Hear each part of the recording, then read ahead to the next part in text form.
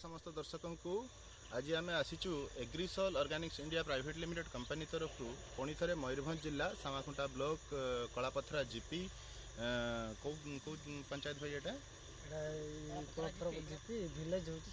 Village छारकटा आम आसचु चाषी भाई पाक जहाँ जमी एग्रीसॉल कंपनी इको एनरी जैविक सारटी व्यवहार करा जाइथिला। तो आसतु चाषी भाई पाखु जाना जे प्रकृत में से जो जैविक सार को व्यवहार करछंती जाको व्यवहार कला पर कौन परिवर्तन देखा पाई। नमस्कार, आपन नाटा भाई? बुद्धदेव सिंह।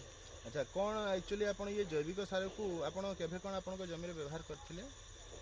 सर एटा तो आमर कहते गले प्रथम थर दिया होची, तो आगुरु आमे एटा किछि जानि नथिलु, तेणुक बर्तमान आमे या प्रथम थर ट्राई करूँ जे। अच्छा, या व्यवहार करवा माने ये रे आमे आपन को प्रतिश्रुति देइथिलु जे कि आपनकर अमल वृद्धि हबो, आपनकर जमी रे रोग पोक लागिबा कमिबो आ ता सहित आपनकर माटीटा मध्ये उर्वर हबो। तो एई मध्यरु आपन कोन कोन सब बेनिफिट सब देखिया पई पाइछंती, आपन जमी रे कोन परिवर्तन देखिया पई पाइछंती आपन? सर आगुरु तो आमर जमी रे मन धान बिल रे तो आगुरु प्राय रोग पोक बेसी लागुथिला तो वर्तमान तो ए वर्ष तो सेमती किसी जना पड़ेनि कि देखिबा नियंत्रण अछि बोली आपण अनुमान करूछन। अच्छा, आपनकर माने की परि भाबरे आपण जानुचंती जे आपनकर जमी रे अमल वृद्धि हबो, एई जमी रे भाईकर प्रयोग हेछि एई आपनकर इको एनडी जैविक सारटी केमती कोन आपण परिवर्तन आपण जानुचंती जे आपनकर जमी रे अमल द्विगुणित हबो बोली? सर सेटा तो ऑटोमेटिकली जना पड़ुछि काहे कि ना गला वर्ष हमर जो कोनते सेटा पिलो संख्या पिलो संख्या कम थिला, बहुत कम रहउथिला। ठीक, एबे पिलो संख्या आपनकर वृद्धि हेछि बोली आपण कहउचंती। अच्छा, पुणी आपनकर पाख जमी रे आपनकर केमती कोन रहउछि, पिलो संख्या केमती कोन रहउछि? 10-12 भितर रहउछि।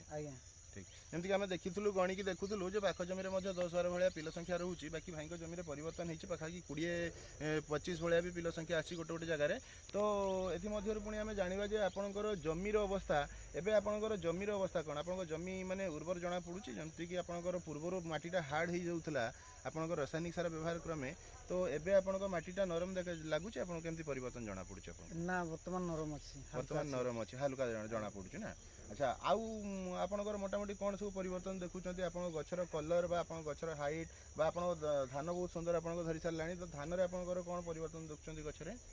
ना धान तो कहते गले आमर परिवर्तन कह अनुसार गला वर्ष आमर हाइट है नथिला, वर्तमान तो ए वर्ष बहुत हाइट हो जाछि, तापर धान कलर भल लागुछि, गचर कलर भी बहुत भल लागुछि। तेणुक आपणकर अन्य चाषी प्रति पुणी आपणकर प्रतिक्रिया कौन रहिबो? ये जैविक सार अन्य चाषी मानक पई पुणी लाभदायक रहिबो तो जदि अन्य चाषी माने जदि व्यवहार करंती? ना व्यवहार करंती जदि भलो होंता। धन्यवाद।